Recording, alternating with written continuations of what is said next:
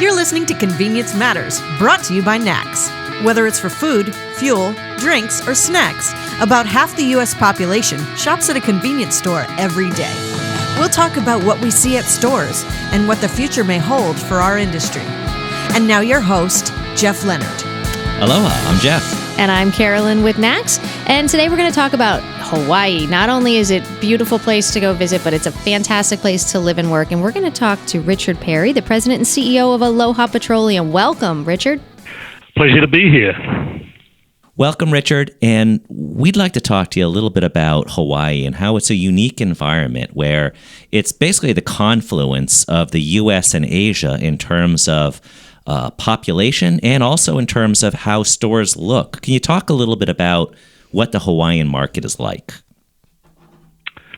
Sure. It's, as you say, it is a fairly unique market. It's obviously a part of the United States, very proudly the 50th state of the U.S., but it has a very strong Asian culture or an Asian influence to it. You know, more than 50% of people who live in Hawaii are either Asian or part Asian. And we obviously get a lot of tourists, primarily from the U.S., but we get a lot coming in from Japan and Korea and China. And so there is a very strong Asian influence, and that has an influence over what we sell in the stores and the way we go about selling. For example, our food offerings in Hawaii are a little different. Yes, we still sell the hot dogs and the hamburgers, but we also sell bentos, lunch bentos, with sort of like a lunch box of rice and some meat and some vegetables. Of course, our all-time favorite is our spam musubi, which is a big chunk of rice with a piece of spam wrapped up in seaweed, and that's a huge seller for us and extremely popular.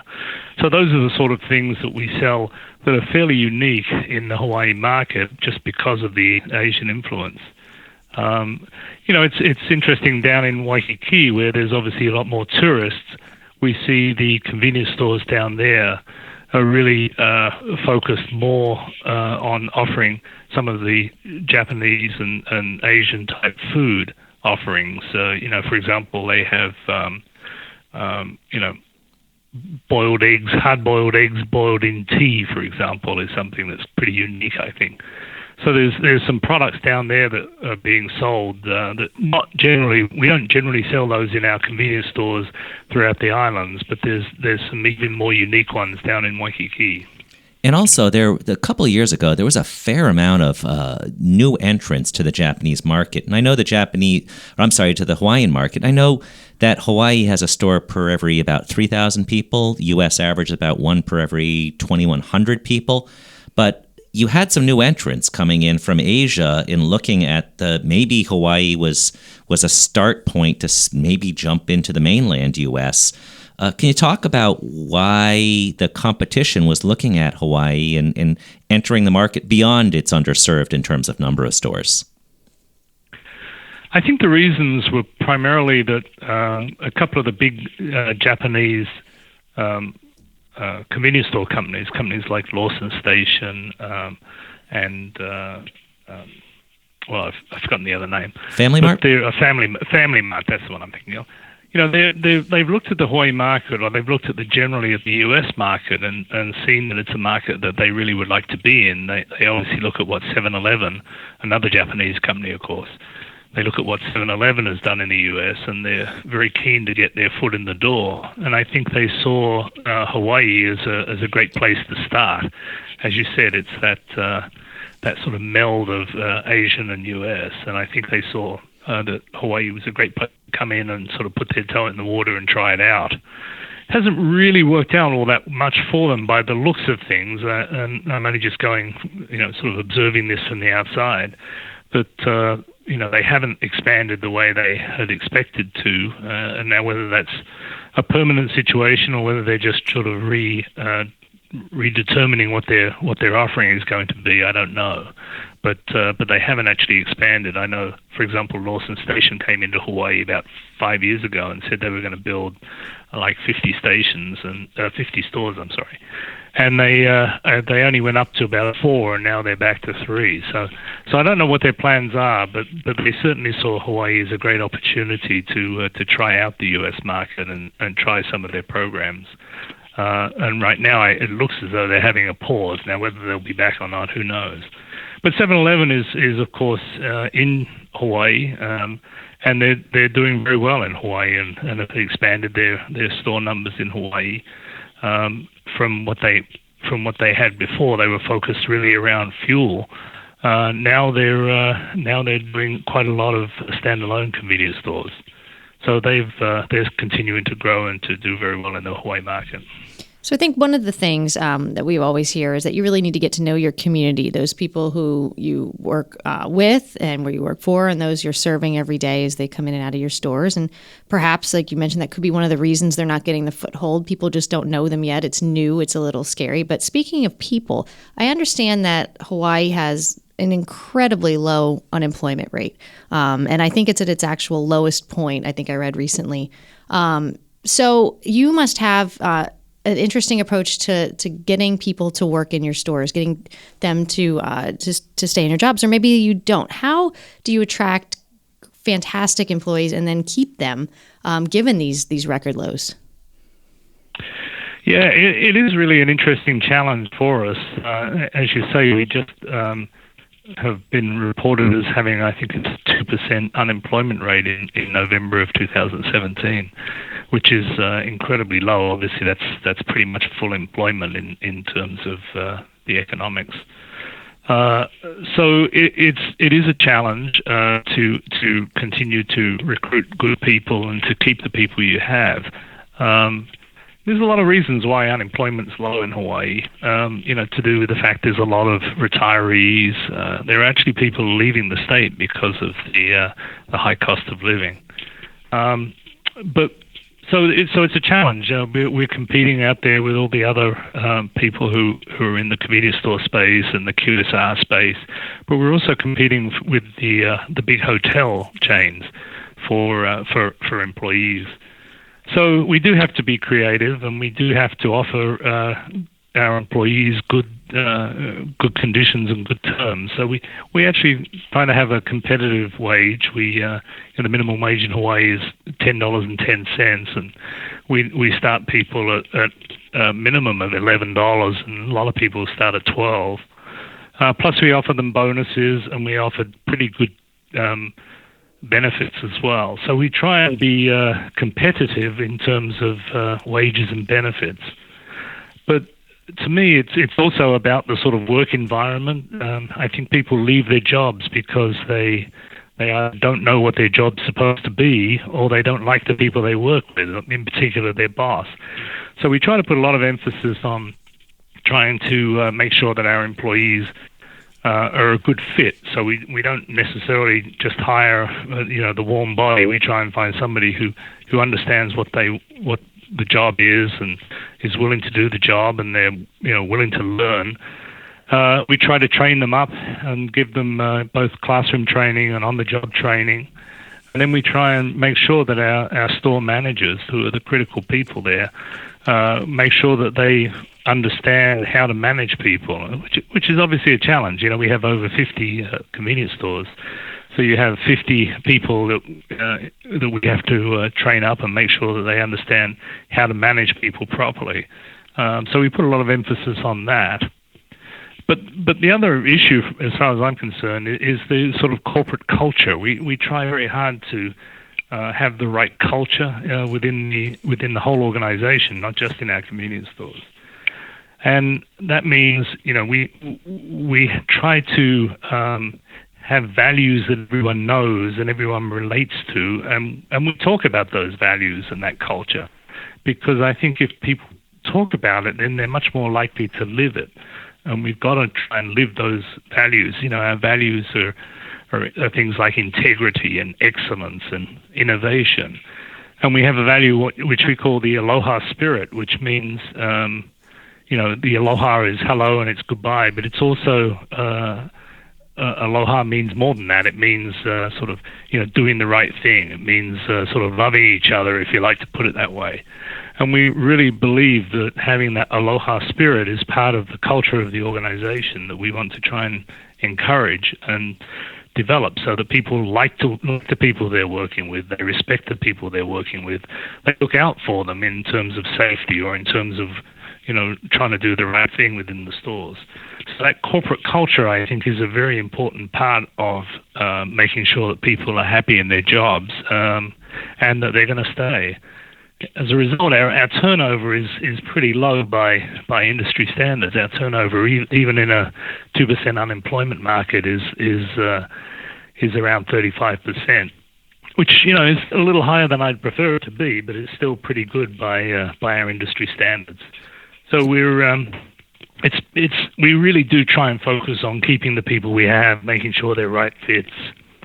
And then the other side of it, as you suggested, is around recruiting people. And obviously, recruiting people in that 2% unemployment market is a bit of a challenge. Particularly recently, we've been focused on, we brought the Dunkin' Donuts franchise to Hawaii. And as a result, we need to hire quite a lot of people. In fact, we've hired about 150 people over the last couple of months. And so we've had to get quite creative in how we actually get to people. And so we've been we've been doing the traditional things like advertising and going to job fairs and so on, but that's not really been particularly effective. What we have found has worked a lot is for our human resource people to get out into the field and actually talk to people. They've been going to our convenience stores with flyers talking about the jobs that we have at the convenience stores and at the Dunkin' Donuts, and they've actually been not really interviewing people, that's probably going a bit far, but they've been talking to people on at the front of the store or on the forecourt of the gas station and saying, hey, are you interested in a job, or do you know somebody who's interested in a job? And that's been really successful, that sort of face-to-face contact with someone, that entering into a little bit of a discussion with the people who will be hiring you says a lot, and it really does has been very successful. And it gets you in that community too, which is important. It gets you talking Absolutely. To those customers even in a different way than you normally would. Yeah, exactly. That's brilliant. Well, also thinking about, and not to overstate the issue with labor, but one of the things we saw was the 2% unemployment in Hawaii is the lowest ever recorded in monthly unemployment by the Department of Labor since they've been collecting figures more than 50 years ago. So stunningly low. And you have to be very clever and very thoughtful in how do you get people and keep people when they may have other options. And one of I really am intrigued by the idea of bringing in Dunkin' or any type of food service, or whether it's branded or just your own, and maybe allowing your recruitment story to be slightly different, where you're talking about being a barista instead of a clerk. And does something like that maybe appeal more to potential job seekers? It does. We have definitely found that it's easier to recruit for Dunkin' than it is for the traditional convenience store.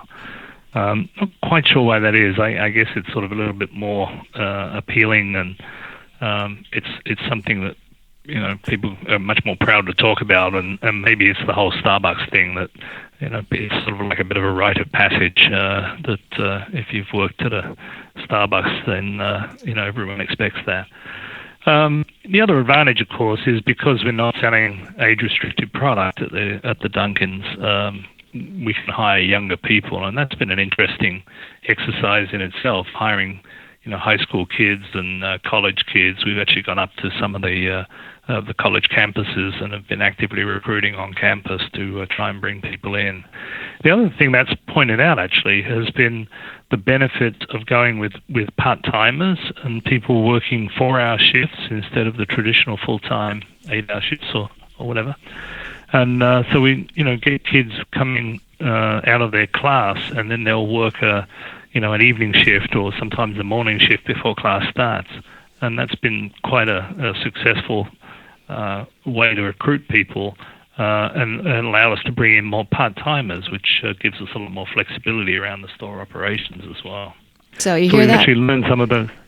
We learned some of those lessons in that we've applied to our convenience stores as well as from the Dunkins. So you hear that? If you're in a very cold climate right now or very hot climate, Hawaii and Aloha are looking for great people. So yeah, I'll be right there. And for those who haven't been to Hawaii, there is this one product, and you mentioned it earlier, a little unique to Hawaii. There is a love of Spam in the state. And you brought back the Dunkin' franchise to Hawaii. I guess it was absent for a decade or so. But there's a little spin you have on some of Dunkin' products that is a Hawaiian spin. Can you talk a little bit about that? Yeah, we definitely have tried to sort of blend in with the community, as we were saying before. And Spam is something that everyone in Hawaii just loves, and perhaps not everybody. I'm sure there's one or two who don't, but it's a staple for many people. And so we decided that we got with the guys from Dunkin' Donuts and said, hey, we've got to get some unique Hawaii products, and we came up with a Spam breakfast croissant. And this beautiful piece of food is a croissant with Spam and cheese. Sometimes you can put an egg on it as well. That we sell in the Dunkins for breakfast, and it's very popular. It's pretty good too. I'll take your word on that. I'm sure there's that one person saying, "Oh, I thought he was going to say there was Spam flavored coffee." I was so excited, but so. We've also brought in things like Halpia, which is sort of a cream coconut donut as well, and we've got a lihikoi, which is like a passion fruit donut as well. So we've brought in some other unique flavors, and the Dunkin' guys have been great to work with to develop these products that we've got unique to Hawaii. There's not like a Boston cream donut with like poi in the middle of it or something. I haven't been to Hawaii. I can't say I developed a love of poi after having been there. Yeah, I got to admit I'm not a native Hawaiian, of course, and haven't really got the flavor or the taste of poi either. So going back to where we started, we talked about there's Hawaii is a different market. There's a high Asian population compared to a lot of other states. Are there also travel patterns that are a little different? Obviously, even though there technically shouldn't be interstates, they're called interstates in Hawaii, but that's a whole different topic. But you're on an island or another island or something like that. So is travel a little bit more limited? Is there a little bit more of a focus on alternative means of transportation? How does that fit in with how fueling happens at stores? Yeah, it is different. As you say, we don't have long distances. You know, the big island is obviously a little bigger, but there's less people there. So on the main island of Hawaii, which is Oahu, you can drive around the entire island in about 3 hours. So there isn't a lot of driving, not a lot of long drives, and we don't have sort of truck stops or anything like that because there aren't any interstate trucks or there's not people who are traveling all day. So it is different. So most of our fueling tends to be more neighborhood type of fuel sites. There are some on the larger highways, but really it is a different experience from what you see in many parts of the mainland. So there's no great big Buc-ee's like you see in Texas or I guess they're moving to Florida as well. That would take over half the island, I think. Yeah, that Buc-ee's, by the way, has like 120 fueling spots at one location. And they're like twice the size of Whole Foods. So it's the giant convenience store chain. So you talked about how you have to drive. It's just different. It's different than someone listening in Texas who's at a Buc-ee's right now while listening in their car. Talking about being adaptive, I can imagine that also gives some challenges to your supply chain, especially given things have to be flown in or come in by boat or barge or however product gets to you. So if there's ever some kind of like an emergency, a typhoon or any kind of weather activity, something that somehow could potentially cut off the islands from the mainland, if you will, for a short time. Do you guys plan for that? Do you have a pretty good contingency plan for like disaster planning? We do focus on it. Of course, you can't be ready for everything, but we do try to have contingency plans and preparations. It is kind of interesting. We've had a couple of tsunami scares, and people have come to the stores to. We sell a huge amount of fuel, and we sell a lot of alcohol actually, which is interesting. But bottled water. When the scare is going on, and then we sell nothing much for the next few days after that, presuming there is no event, because everyone's cars are full of gas and they've got all the beer they need. We do the same thing in a snowstorm here in the Northeast America. So is that right? Yeah. But no, we do put a lot of emphasis on contingency planning, because we do have I wouldn't say regular, but we certainly have quite a few warnings and so we have contingency plans. What do we do about our fuel trucks? What do we do about our stores? What do you do if there's a tsunami warning and stores near the water? So yeah, we do put a lot of focus on that and try to drill that on a regular basis. And I think we've so far so good, touch wood, but you never quite know, so you always a little nervous about preparing for making sure your preparations are adequate in the event of some sort of problem. Well, I think final message for anybody who goes to Hawaii: it's a beautiful place to visit. It's a beautiful place to live. It's also a tremendous place to see ideas and to see what Richard at Aloha Petroleum and others are bringing there, particularly looking at how to attract people in an environment where pretty much there's full unemployment. So, Richard, thank you so much for your time. It's very interesting to hear about how some of the labor issues are being addressed and being addressed very well there. And as they come to other stores, if unemployment continues to stay low, great topic to follow and see how it's going. So thank you once again, Richard. Thank you for listening to Convenience Matters. Convenience Matters is brought to you by NACS and produced in conjunction with Human Factor Media. For more information, visit convenience.org.